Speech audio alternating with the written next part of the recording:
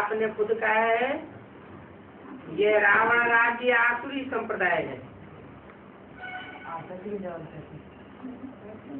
अंधश्रद्धा के साथ की भक्ति करते रहते हैं।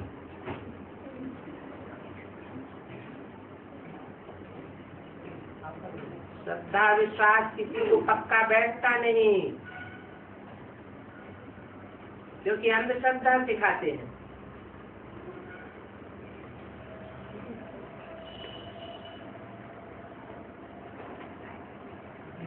श्रद्धा विश्वास पक्का करने के लिए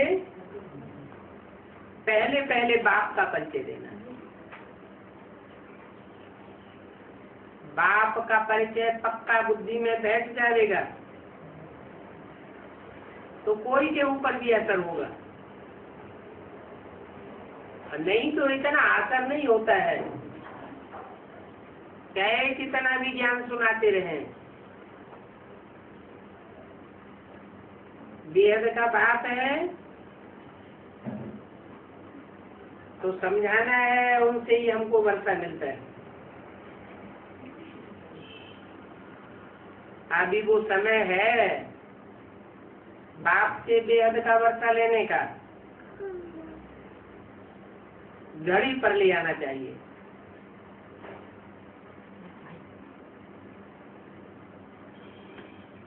दिखाना चाहिए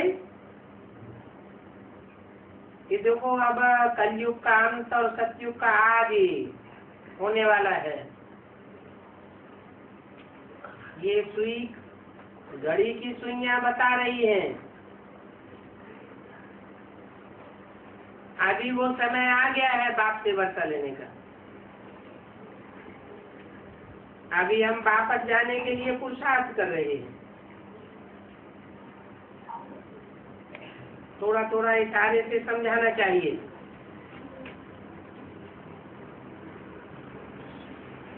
कि हम इस पतित कलयुगी दुनिया को छोड़कर शांति धाम आत्माओं के लोक में वापस जाने वाले हैं, जहाँ जाकर के फिर इस पतित कलयुगी दुनिया में वापस नहीं लौटेंगे। समझाते समय कोई की रद भी देखनी होती है। तुम बच्चों के लिए निष्ठा के प्रोग्राम बहुत आते हैं कि क्योंकि तुम सारा दिन धंधे धोरी में बिजी रहते हो, याद नहीं करते हो, तो फिर बैठकर थोड़ा बहुत याद करें। कर्म करते बार बार भूल जाते हो, इसलिए प्रोग्राम देते हैं कुछ विकर्म विनाश हो जावे, कुछ समय सफल हो जावे। प्रदर्शनी के लिए भी पुरुषार्थ चलता है, तो अपने को पावन बनाने के लिए वो पुरुषार्थ चलता है। बच्चों को बाप मत देते रहते हैं कि गृहस्थ व्यवहार में भल रहो, परंतु अपने मासूक को याद करो। वो आशिक और वो मासूक जो दुनिया में होते हैं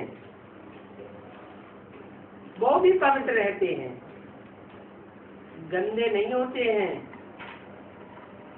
अंदरूनी प्यार रहता है। यहाँ तो है ही आत्मा और परमात्मा की बात। बाप कहते हैं आधा कल्प के तुम आशिक हो, मुझे मासूक बाप के। और ये भी समझाने के लिए कहा जाता है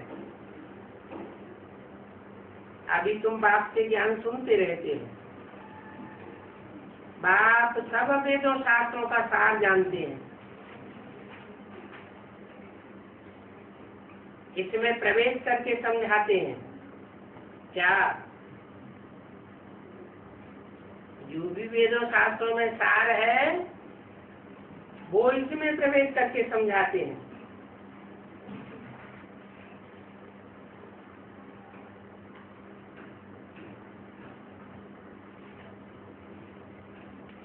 हद के वेद शास्त्र और एक होते हैं बेहद के वेद शास्त्र। हमारी ब्राह्मणों की दुनिया के बेहद के वेद शास्त्र कौन कौन है? मुरलियां हमारे वेद हैं। कहते हैं ब्रह्मा के मुख से वेद निकले। विद माना जानकारी, वेद माना जानकारी का भंडार। लेकिन वेदों की वो ऋचाएं पढ़ने से कोई कुछ समझ नहीं सकता। उन वेदों में क्या सार की बात भरी हुई है कोई जान नहीं सकता।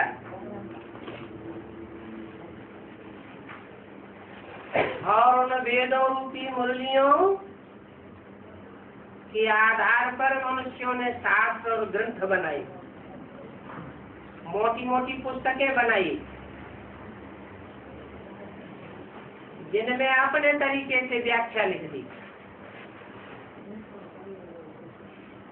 बाप कहते हैं जब समझ में ही नहीं आता सार तो फिर पढ़ने से क्या फायदा हुआ। तो मैं आकर के उन वेदों शास्त्रों का सार समझाता हूँ।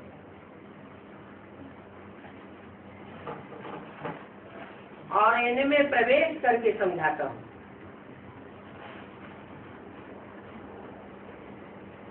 प्रजापिता ब्रह्मा के मुख से सुनावेंगे तो जरूर प्रवेश ही करेंगे, नहीं तो कैसे बोलेंगे। मेरे को अपना मुख तो है नहीं, तुम हमारे मुख से बोल सकेंगे क्या? जरूर आत्मा ही प्रवेश करेगी। तो बाप कहते हैं हमें इनमें प्रवेश कर शास्त्रों का सार सुनाता हूँ। इनमें माने किन में? पहले कृष्ण की आत्मा में और बाद में राम की आत्मा। कृष्ण की आत्मा में प्रवेश करता हूँ तो भक्ति मार्ग में जो मोटे मोटे वेद ग्रंथ शास्त्र लिखे गए हैं मनुष्यों के द्वारा उनका सार समझाता हूँ। जिसे मुरली कहते हैं, वो मुरली भी तुम्हारी समझ में तब आती है जब वो मुरली गीता ज्ञानामृत का रूप धारण करे। अमृत तब निकलता है जब मंथन किया जाता है। तो ब्रह्मा के मुख से जो सुनाया, उनके शरीर छोड़ने के बाद देवताएं और आसुर ऐसे ब्राह्मण जो देवता की कोटि के भी हैं और रावण की कोटि के भी हैं, वो देव आसुर मिलकर के मंथन करते हैं। अपने अपने तरीके से मन चिंतन मंथन करते हैं और उस मंथन से जो सार निकलता है वो मैं तुम बच्चों को सुनाता हूँ। तो वो है सारा भक्ति मार्ग, अंधश्रद्धा का मार्ग। पढ़ते रहते हैं, रटते रहते हैं, समझ में कुछ भी नहीं आता।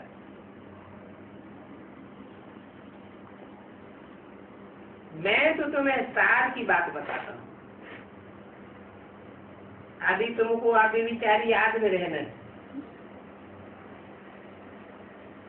अभी क्यों? क्योंकि पहले तो जो तुम शास्त्र सुनते आए वो अनेक मनुष्यों के लिखे हुए थे। अनेक मनुष्य गुरुओं ने उनकी व्याख्या करके सुनाई। तो अनेक मनुष्य गुरुओं की तुमको विचारी याद आती रही। और अभी तो मैं एक ही परम पिता परमात्मा आकर के तुमको सार की बात बताता हूँ। तो इस अव्य विचारी याद में रहना है, यही मेहनत है। जितना हो सके बाप को ही याद करते रहो। अच्छा, वेद के माता पिता बाप दादा का आज्ञाकारी सपूत श्रीमतधारी बच्चों को याद प्यार और दूर नहीं। ओम शांति। एक दूसरा छोटा सा रात्रि क्लास है 27 मार्च 1967। प्रदर्शनी के चित्र दिन प्रतिदिन और भी इम्प्रूव होते जाएंगे। कौन से चित्र है? उन मनुष्य गुरुओं ने तो ढेर के ढेर चित्र बनाए दिए माया की मत पर। बाबा कौन से चित्रों की बात करते हैं? बाबा जिन चित्रों की बात करते हैं वो है त्रिमूर्ति के चित्र। मुख्य है त्रिमूर्ति, ब्रह्मा का चित्र, विष्णु का चित्र, शंकर का चित्र। फिर है लक्ष्मी नारायण का चित्र। फिर झाड़ में आओ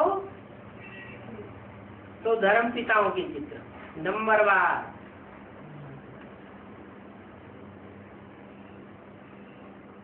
उन बेसिक ब्राह्मणों के द्वारा जड़ चित्र बनाए जाते हैं।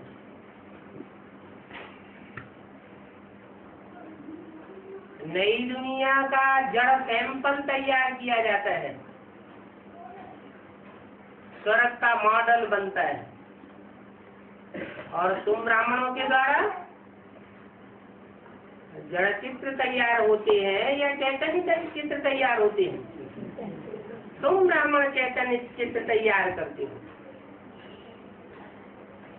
उन चित्रों में भी मुख्य चित्र है त्रिमूर्ति, ब्रह्मा विष्णु शंकर लक्ष्मी नारायण।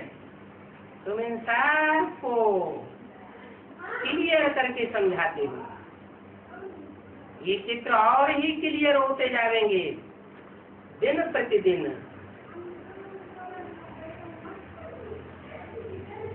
अभी बुद्धि में फिर भी कम बैठता है।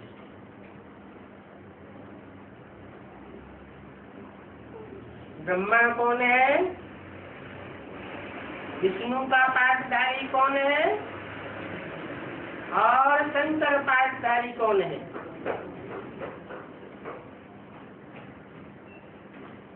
उन पाठधारियों के बारे में पूरी क्लैरिटी न होने के कारण, स्पष्टता न होने के कारण तुम बच्चे भी मुझसे रहते हो। जब ये चित्र पूरे इम्प्रूव हो जाएंगे तो तुम भी निश्चय बुद्धि हो जाएंगे। बाबा ने जो अभी बनाया है गीता का भगवान कौन?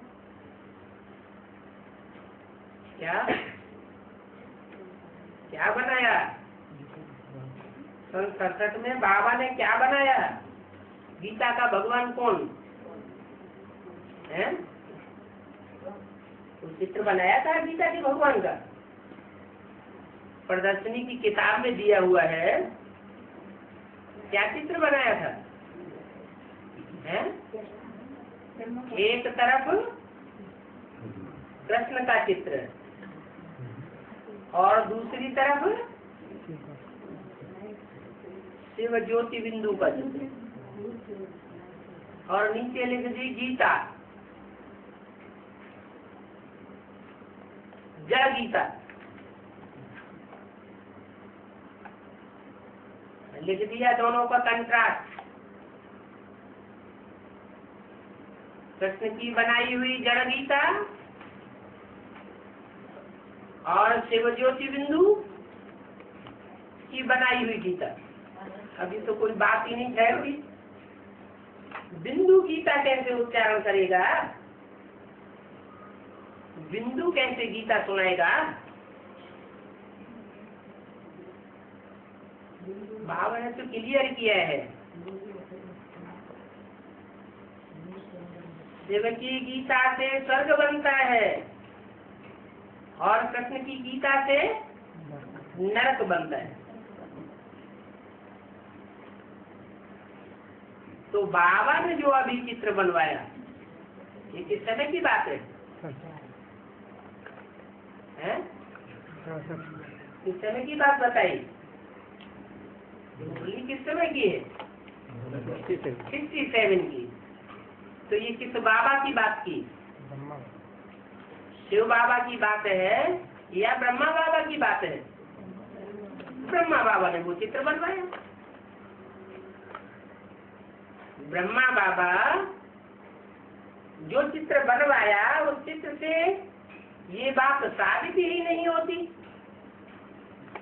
कि गीता का भगवान चैतन्य में साकार में शिव भगवान कैसे हैं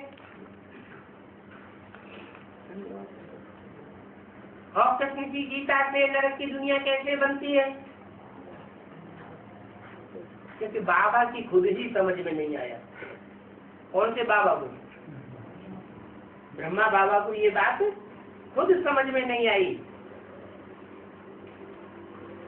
असली बात क्या है?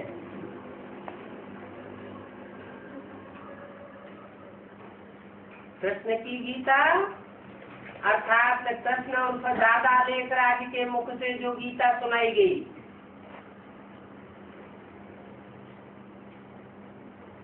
उससे उन ब्राह्मणों की दुनिया में नरक बनता है।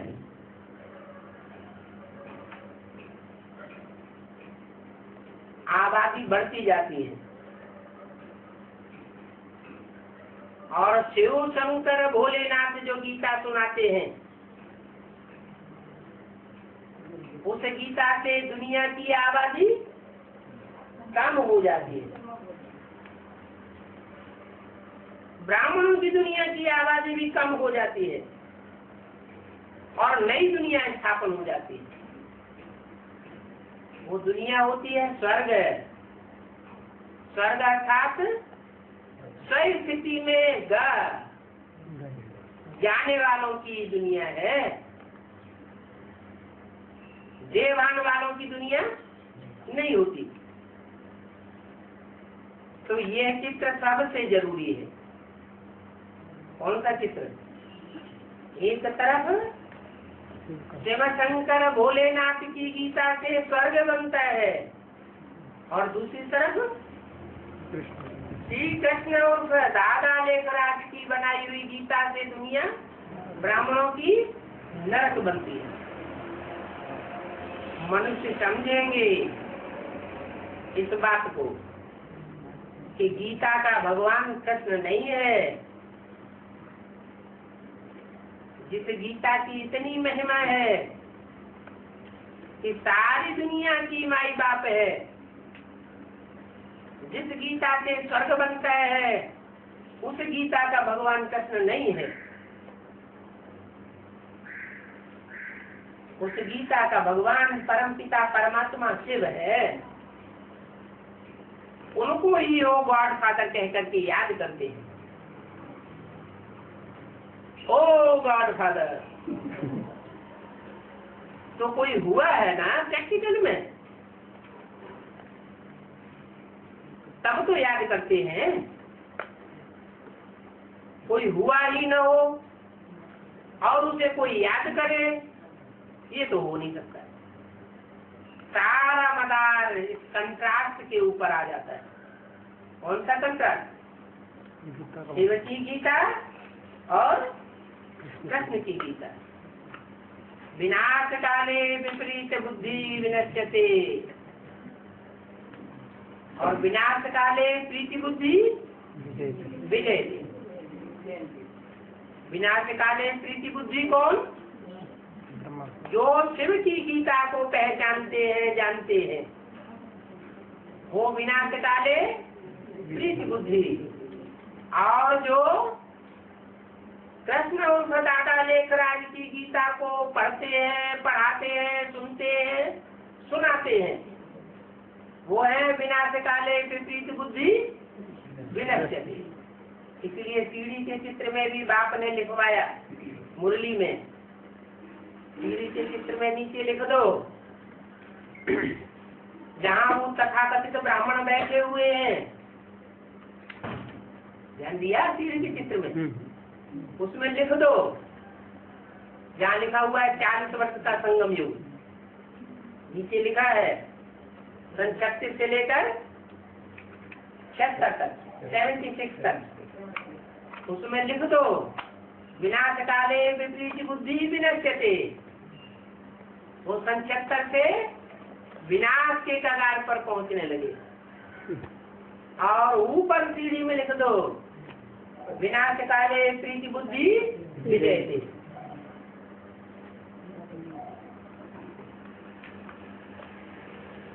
जो परमात्मा के साथ प्रीति बुद्धि विजयंती, कृष्ण के साथ प्रीति बुद्धि विनश्यंती। कृष्ण अर्थात दादा लेखराज के साथ प्रीति बुद्धि विनश्यंती। मुरली में भी बोला था इस ब्रह्मा का चित्र नहीं रखना है, अगर रखेंगे तो पतित बन जाएंगे। पतित बन जाएंगे माना विनाश को प्राप्त हो जाएंगे। ये तो यथार्थ बात है। क्या क्या यथार्थ बात है? कृष्ण बच्चा है या बाप है? कृष्ण तो बच्चा बुद्धि है, राम बाप को कहा जाता है। ऐसा किसी मुरली में नहीं कहा गया कि राम बच्चा है और कृष्ण बाप को कहा जाता है। बच्चा है माने बच्चा बुद्धि है। बुद्धि इतनी विस्तार को पाई हुई नहीं है। बाप बाप होता है, वर्षा बाप से मिलता है। तो जो बाप है वही वास्तव में शिव शंकर भोलेनाथ के रूप में आत्माओं का भी बाप है और मनुष्यों का भी बाप है। वही गीता माता का गीतापति भगवान है।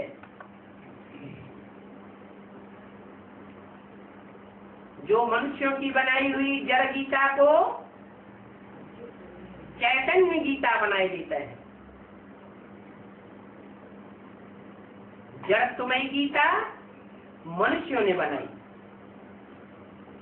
और चैतन्य गीता शिव बाप ने बनाई।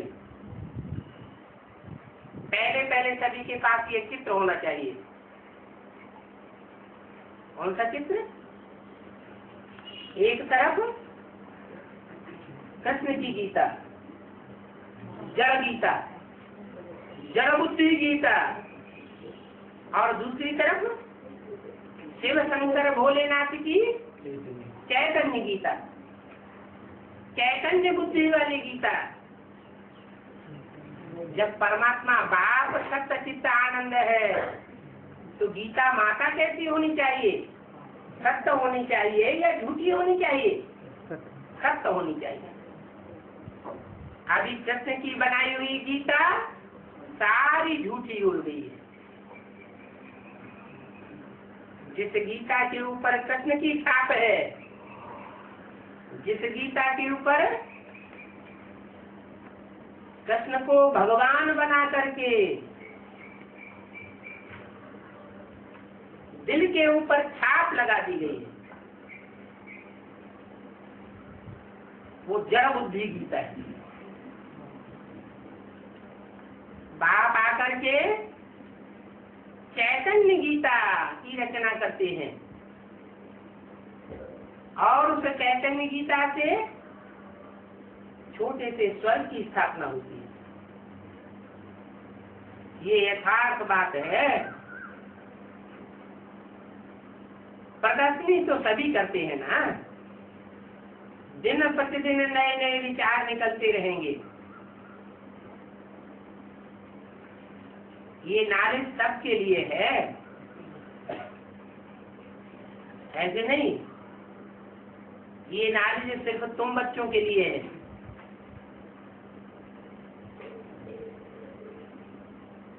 कि शिव की गीता से स्वर्ग और कृष्ण की गीता से नरक। सारी दुनिया इस बात को समझेगी, इस बात को। जिस जड़ बुद्धि गीता के ऊपर कृष्ण के भगवान होने की छाप है, जिस जड़ बुद्धि गीता के दिल पर कृष्ण के भगवान होने की छाप है। उस गीता से दुनिया नरक बनती है, वैश्यालय बनती है। और जिस गीता पर शिव शंकर भोलेनाथ की छाप है, जिस सत्य चैतन्य और आनंदमयी गीता के दिल पर शिव शंकर भोलेनाथ के चैतन्य चित्र की छाप है, वो गीता स्वर्ग बनाने की निमित्त बनती है। ये नए नए विचार निकलते रहेंगे। ये विचार सबके लिए हैं। गीता ही मुख्य शास्त्र है। भारत के प्राचीन ज्ञान और योग का उस कृष्ण वाली गीता से तो आबरू ही चट्ट हो गई। इसकी आबरू चट्ट हो गई है।